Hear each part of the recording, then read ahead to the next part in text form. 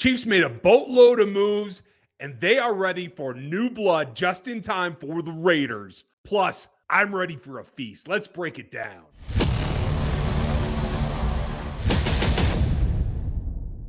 Welcome back, everybody. This is RGR Football. I am Ryan going rogue. That's what RGR is. And this is a fun week to go rogue because it's Raiders week, and you get to enjoy not liking the opponent maybe a little bit more than you do every other team. Make sure you like, sub, hit the bell, and get with us here. We call this Rogue Nation. If you're one of us, and you're especially if you're one of us in the memberships, you get my notes and the extra content. You're going to get extra content this week as a last-minute dish because I had a video all prepared for you. I was going to break down the third down tendencies, what we see from the Kansas City Chiefs, and then the Chiefs go and drop this bomb the day before or 2 days before Thanksgiving just to kind of make me rethink everything so that I can give you the information that you need. The Chiefs made a ton, a flurry, a avalanche, you might want to call it, of moves today. And they're all over the place. Some that you may have heard of, some that you saw something coming, and some that you didn't have any dang idea about it.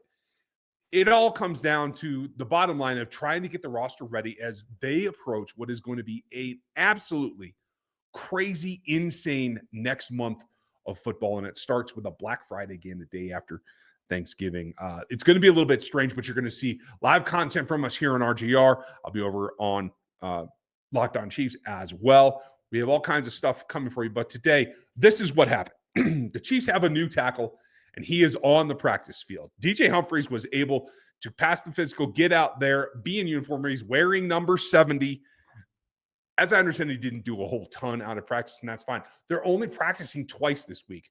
Today on Tuesday and Wednesday, preparation for the ball game against the Raiders. I don't have a feeling that he's going to play this week. A lot of folks are ready for him to step in. There's been some speculation that they're just going to put Wanya Morris on ice, try to take care of that knee. We'll see what happens. I don't think any of that's happening. I think DJ Humphries has an acclimation period, much like you would had you just joined this team, in week 2, or if you are just coming into camp. Veterans need an acclimation period. He hasn't played in quite a while. He's coming off of an ACL, and yes, he's cleared, but he's not a guy that's ready to just jump into the fray. It's going to take a little bit of time.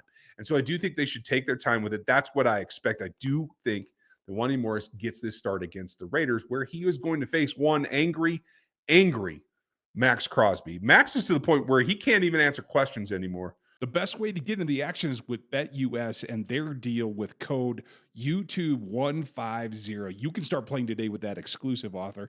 You can get into all the football that you want, whether it's this week's matchup for the Chiefs, whether it's getting into the season-long odds against Super Bowl, against the division. The Chiefs are heavily favored in a lot of those, but there are plenty of bets to be made. You can do it all at BetUS, where you can get 150% of your deposit bonus up to 3 times and up to $2,000. Use YouTube 150 today at BetUS. From media. Normally that's something that he kind of relishes in. He makes the most of. Not doing a very good job this week. So what does that tell you? You got to be very wary of where Max is this week. He is job number 1. We're going to talk about the game plan coming up. And yes, Dan and I are still going to knock out the content for you this week. So do not fret. Max is probably job number 1 on what is a very short list. Probably don't have a lot of things that you have accomplished to beat this team. You got to contain whatever quarterback shows up there, and you got to go attack them, much like we've been saying for most of the season. Maybe this can spark your pass rush here, but you got to contain Max. That's going to be job number 1. And I think that they'll be able to hopefully give enough attention to that within their game plan to get that taken care of.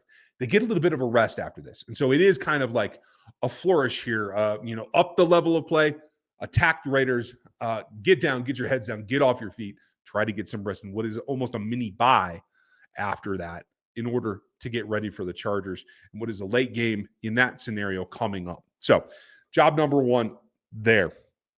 Now, in addition to getting DJ out there, they made a couple of other moves. Lucas Niang has been released off of the practice squad. Too many tackles at this point. 4 on the active roster with Humphries, along with Sua and Morris and Ethan Driscoll. So plenty of depth there, you feel. And so Lucas Niang, his time in Kansas City has come to an end. I'm not sure that he would be back or be invited back. Unfortunately, they let Truman Jones go as well. Didn't quite see that one coming. I thought a practice squad spot for him was still something that he could develop in, but it does tell you that my guy, Cam Thomas, has not been able to click. I wish I knew why. I don't know what to tell you, but it hasn't worked. They did waive him today. Is subject to waivers. If unclaimed, I think he could revert and take that practice squad spot from where Truman Jones was, in the hope that eventually he'll be able to work back into shape to play a role on this team that unfortunately is shifting more towards what he was asked to do in Arizona, more stand up, more third down passers, more outside linebacker looking role. With the amount that they have been dropping defensive linemen into coverage, that may be the hang up here is what I'm thinking. We're going to find out. On the offensive side, obviously had the kicker switch. Hasn't been officially ruled out. Schrader hasn't gone anywhere. Still on the active roster, just understandably has what was termed an off-the-field hamstring pull. Did sign Matt Wright to the practice squad. Has not been elevated yet. Likely to see that if Schrader's unable to go. But that's the situation with the kicker. And then you get to the tight ends. Peyton Hendershot had calf strains, spasms during the Panthers game. Came off, got looked at, went back in the game. No issues, no problems. Was not reported of having any kind of lasting effects post-game. Today went on IR. Little bit strange there. It doesn't matter where the reports come from. The explanation is still not there from the team, and that's a little bit troublesome. I thought Hendershot had been doing a great job getting into this offense, providing not only a catch here and there, but the little things of getting into the blocking angles, getting into being able to run all the motions that are key in the tight end position in this offense. So I do see him as a significant loss now. After Jody Fortson and everything else with Wiley, they've lost a lot of tight ends this weekend. But what I lost in Cam Thomas, when my guy goes down and out, one of my guys comes back up. Baylor Cup will be elevated back onto the practice squad. He was on the injured practice squad list.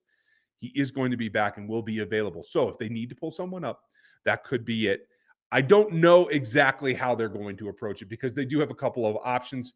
The tight end spot is just one that I do feel they need to get addressed. They need to have it squared away because there's enough need there. We've seen them go 12 personnel, something that I thought they did last week pretty well, something I'd like to see them do again repeatedly, to tell you the truth.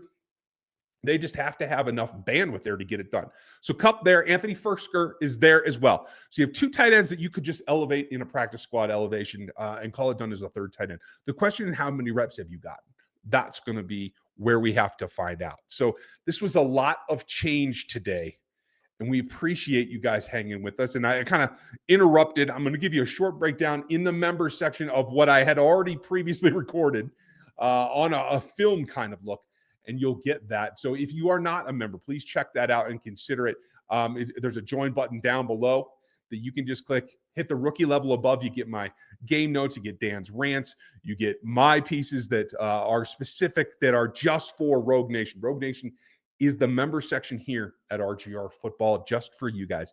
And I appreciate you. Check out our sponsors. Have a great day. Get ready for your turkey. I, for one, am doing turkey. Gonna do a ham too. Some people like that. We're going to have a ton of proteins. I'll probably do a little bit of a breakdown. So look for that on the RGR Craft channel if you haven't subscribed over there. I got wine, whiskey, beer, and cooking coming. So make sure you check that out. Thank you for being with me. Have a great holiday yourself. Watch for the preview, our game plan video, and we'll tell you what we expect to see against the Raiders. Thank you, and happy Thanksgiving. We'll talk to you next time. Thanks for watching this video from the team at RGR Football. Click these videos to see more and subscribe to RGR Football.